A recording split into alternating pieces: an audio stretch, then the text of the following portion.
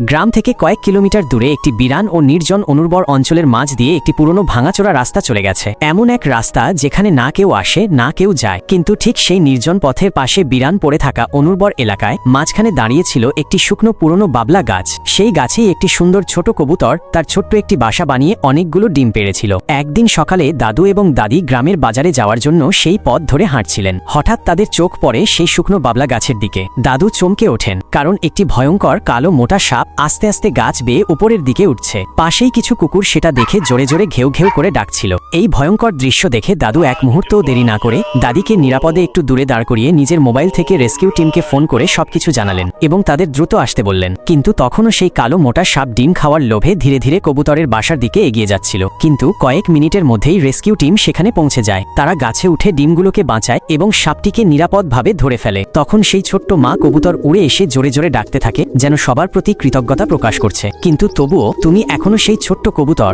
আর আমাদের প্রিয় দাদু দাদির জন্য একটা লাইক আর সাবস্ক্রাইব করনি।